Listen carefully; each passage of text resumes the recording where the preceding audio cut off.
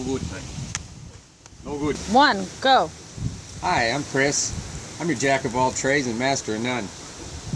I'm here today to do, as they say in the profession, be your shade tree mechanic and show you how to change a fender on a 2014, which could be a 13 or a 15 Chevy Malibu.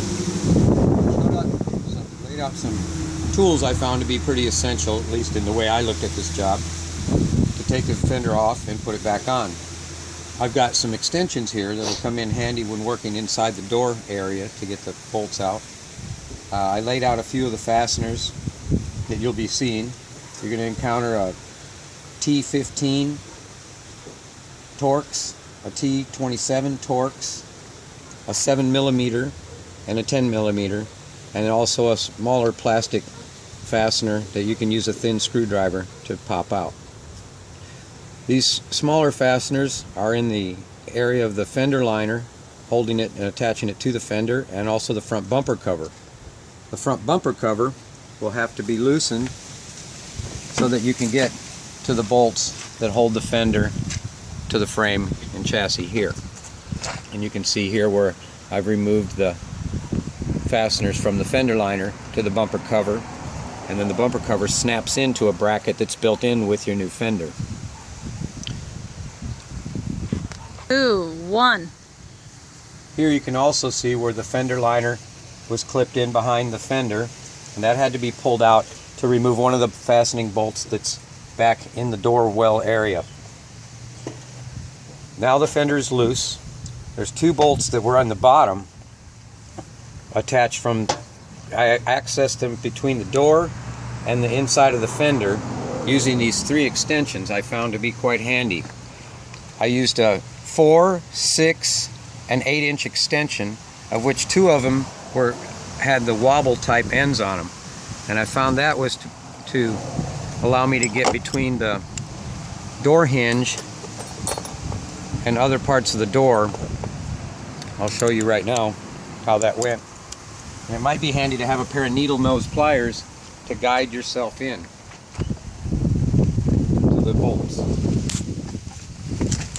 I went down behind the door stop. I open the door all the way, then I start to gently close it so I can get in front of the hinge.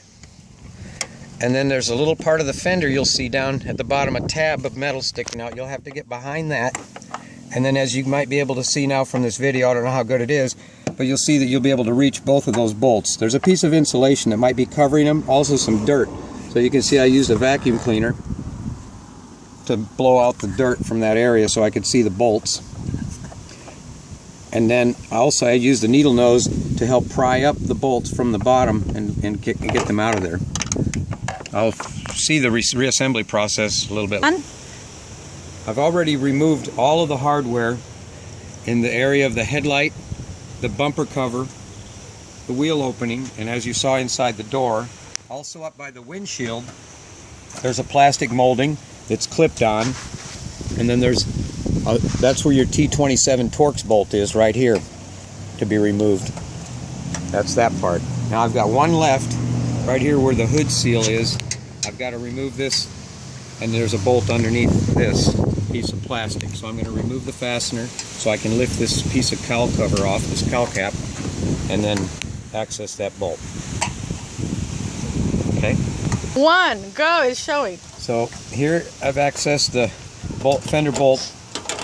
It was for the fender liner on the top underneath the hood cowl cover by removing that one fastener that held the cover to the fender.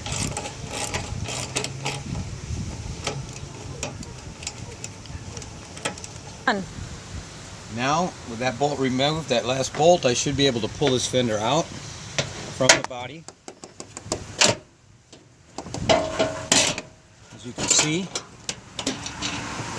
there's the old fender. Now with the fender completely removed, you can see that insulation I mentioned earlier that would have to be moved out of the way to expose the bolts that were holding inside the door jamb.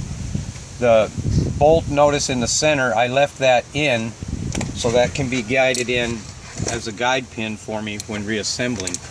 Also, it's easier to get to.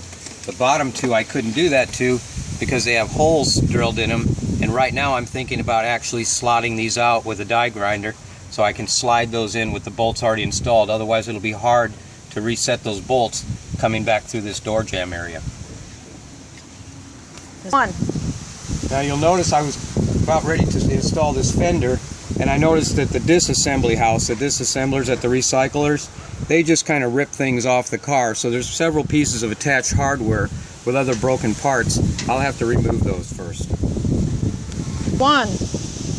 Now I'm not a body man, but I started putting the fasteners back on from the top down so that I can try and watch the alignment as I go with the hood. And I also have a damaged hood here, so I'll check that carefully. So I'm checking all the lines, make sure everything lines up as I tighten from the bottom down. So I'm starting tightening the fasteners from the top first, the one behind the fender liner as I go down. Can't see it. Okay. It's going.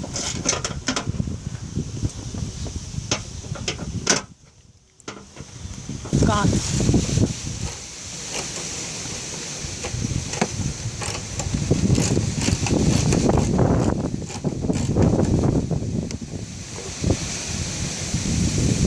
And notice the new fasteners might not go in the same location as the recycled unit because everything is a little bit different, either from the wreck from the previous vehicle or possibly from this one. But the key is to watch all the lines and the alignment with the door and any other components that it has to be in line with.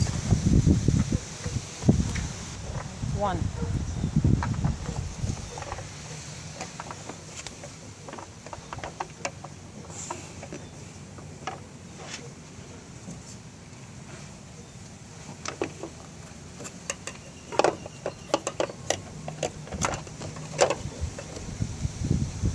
Okay, You it's don't. on.